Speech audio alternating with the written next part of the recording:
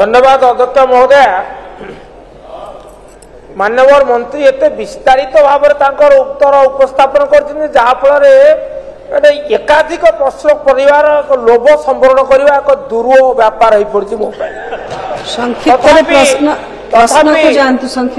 तथापि मु बुझी गोटे प्रश्न क ख ग पचार चाहूँगी विश्वविद्यालय संपर्कित प्रश्न। प्रथम प्रश्नटी है सबूर गोटे उत्तर आपण सिनेट पुनस्थापन कहतु आपण अध्यापक अध्यापिका मानकर निजुक्ति प्रक्रिया कहतु ये सबू गोटे कार्य द्वारा संभव हो पार महत्सदी गोटे विश्वविद्यालय आईन संशोधन।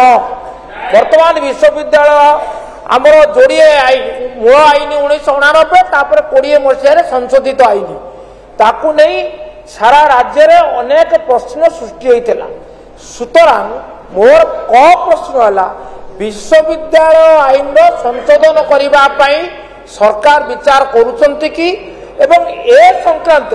माननीय केंद्र जो मानव संबल विकास मंत्री राज्य सरकार को चिठी लिखी कि क मोर ख प्रश्न है जो जोड़े विश्वविद्यालय वर्तमान कुलपति नहांती गोटे है धरणीधर विश्वविद्यालय आ गोटे है मोर कोरापुटर विक्रमदेव महाविद्यालय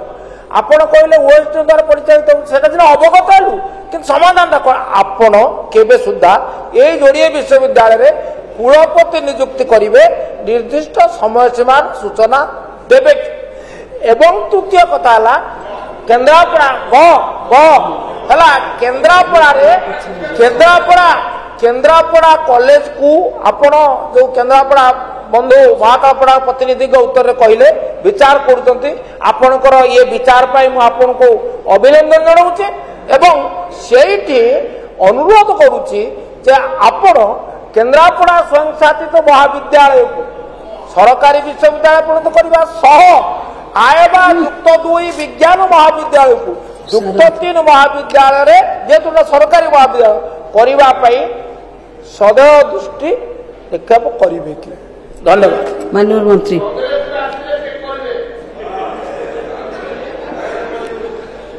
माननीय सदस्य जो कथा कहते ये बहु प्रश्न आधारित सप्लीमेंटरी प्रश्न अटे मु कहिबी संक्षेप कहूँ जे सरकार जो आपण कहते संशोधन करेंगे बोली विश्वविद्यालय आईन ये आज्ञा आपणकर सरकार थिबा समय रे आसीथिला तेणु आपण जेते बेले आपणक सरकार करिथिबा कार्यटी को संशोधन करने को चाहूचंती आमे निश्चय करिबा आज्ञा। धन्यवाद आपणकर परामर्श पाई एवं केंद्र शिक्षा मंत्री श्रीयुक्त धर्मेंद्र प्रधान महोदय चिठी लिखिचंती कि नहीं संशोधन करने पाई आपण जो उत्तर जानिबा चाहूतिले आज्ञा हाँ चिठी लिखिचंती। तृतीय कथा कुलपति नियुक्ति जो विक्रमदेव और बारिपदा यूनिवर्सिटी कथा कहते ओएसटी माध्यम परिचालित होउची गृहर सदस्य माने teaching staff non teaching staff बाबद में जो भली उद्वेग प्रकाश करथिले आपण कुलपति बाबद भी से भली उद्वेग प्रकाश करिसंती। उभय नियुक्ति न होबा मूल रे जो द्वंद्व रहिछि कुलपति नियुक्ति न होबा मूल रे भी सही द्वंद्व सही प्रश्न सही संशय सही आशंका रहिछि। तेणु आपणको जो प्रथम प्रश्न थिला जे आपण संशोधन करिवे कि से तार उत्तर ये तीनोटी समस्यार समाधान आपण एक कथा को अनुभव कर सारी एवं केन्द्रापड़ा संपर्क रे जगतसिंहपुर संपर्क रे झारसुगुड़ा संपर्क रे आज्ञा आज भी आमे एमिति जिला देखुचु जो जिले में गवर्नमेंट कॉलेज नहीं आपण आम उपरे से विश्वास रखिछंती जो कथा को आपण 2.5 दशक भितर करि पारि नाहंती 2.5 दशंधि भितर करि पारि नाहंती आमे ताहाकू आपण जो निर्दिष्ट समय सीमा चाहिए निर्दिष्ट समय सीमा जेहेतु ये प्रश्नटी मूल प्रश्न सहित जड़ित नुहे मु विभाग एवं सरकार सहित आलोचना न करिक निर्दिष्ट समय सीमा दे पारु नाही तथापि आपण को सेतिक आश्वासन दउछि जो कार्य को आपण 2.5 दशक भितर करि पारि नथिले आपण आम ऊपर आशा करिसंती आमे ताहाकू निश्चय एवं पर्यायक्रमे पूरा करिबु। धन्यवाद। माननीय विधायक श्री सनातन बिजुली। ऑनरेबल स्पीकर मैडम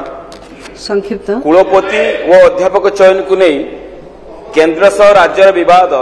विगत दिन होइथिबा सत्य कि जदि हाँ तेरे कहीं बदर सूत्रपात होता ता माननीय मंत्री गृह अवगत करेंगे। माननीय मंत्री माननीय बाचस्पति महोदय माननीय सदस्य जो प्रसंग जो प्रश्न पचारि विगत दिन में ये विश्वविद्यालय आईन जिते संशोधित है से कथा को लेकिन निश्चित भाव में केंद्र तो कहबी ना केंद्र सरकार अधीन यूजीसी और राज्य सरकार विवाद सूत्रपात होता यूजीसी जो गाइडलाइन रही राज्य सरकार जो संशोधन आनी से गाइडलाइन किसी डेविएट करूला ये जदि मु कहवाक चाहिए 7टी बिंदु रे ये विवाद सूत्रपात होता कुलपति निजुक्ति आ जो अध्यापक निजुक्ति करागला ओपीएससी माध्यम ताकू नहीं विवाद होता सिनेट रो जो उच्छेद करा जायथिला ताकू नहीं विवाद होता रेवेन्सा यूनिवर्सिटी एक्ट 2020 रे रेवेन्सा यूनिवर्सिटी एक्ट को 2020 संशोधन रे मर्जर कर दिया जायथिला ताकू नहीं आगे विवाद सृष्टि होता एवं सबुठु बड़ कथा थिला जे हायर एजुकेशन रो सेक्रेटरी बा तांको प्रतिनिधि को जेबोली भाव में सिंडिकेट रे स्थानित करा जायथिला जोटा कि विश्वविद्यालय गुड़िकर ऑटोनोमी यह द्वारा क्षुण्ण हेउथला बोली से संपर्क रे बुद्धिजीवी मान्यवर सदस्य एवं विधानसभा भितर हो बाहर हो ए संपर्कित बहु चर्चा आलोचना तर्जमा चली ताकू नहीं विवाद सृष्टि होता।